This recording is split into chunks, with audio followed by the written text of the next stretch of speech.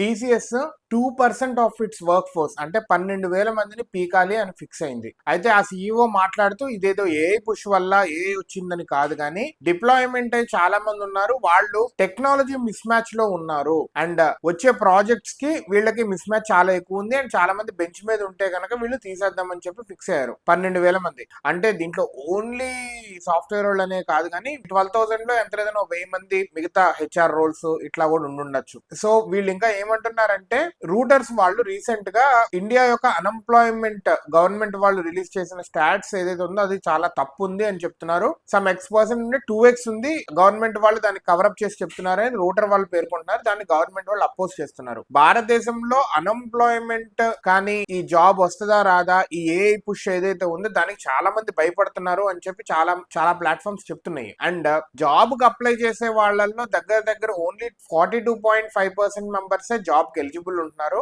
And భారతదేశం మొత్తంలో software ఇండస్ట్రీలో చూస్తే 46 members AI and ML ready ఉన్నారు.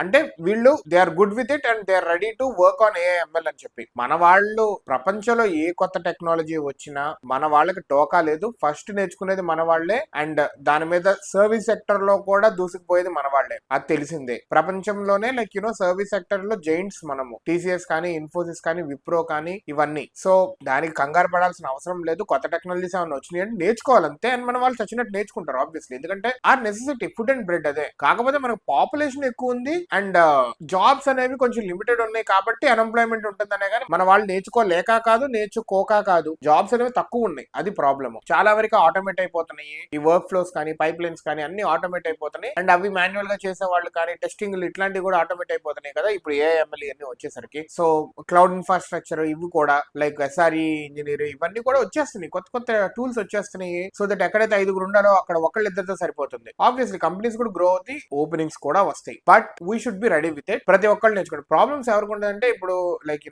మదర్స్ ఉంటారు, లేదంటే జాబ్ చేస్తూ సెకండ్ బిజినెస్ చేస్తూ ఉంటారు, వాళ్ళకి నేర్చుకుంటానికి టైం లేక వాళ్ళ కష్టం వద్దే, కానీ ఫుల్ టైం సాఫ్ట్వేర్ చేస్తూ ఉంటారు చూడండి, చచ్చినట్టు నేర్చుకుంటారు వాళ్ళు, ఎందుకంటే ఫుడ్ అండ్ బ్రెడ్ అదే కాబట్టి. సో కంగారు పడుతూ ఫస్ట్ ఆఫ్ ఆల్ టీసీఎస్ బిగుతుంది అంటే టీసీఎస్ లో 6 లక్షల మంది ఉన్నారు దగ్గర దగ్గర. ఆబ్వియస్లీ చిన్న తక్కువ ప్రాజెక్ట్స్ వస్తున్నప్పుడు లేకపోతే ప్రాజెక్ట్ క్రైసిస్ కొంచెం ఉన్నప్పుడు మార్కెట్ డల్ ఉన్నప్పుడు పీకుతారు, బట్ అక్కడ పనిచేస్తుంది 6 లక్షల మంది. 6 లక్షలు అంటే మాటలు కాదు. అలాగే ఇన్ఫోసిస్ లో కూడా చాలా లక్షల మంది పనిచేస్తారు. సో ఎవరు భయపడద్దు, get ready with the same AI and ML trend అంతే.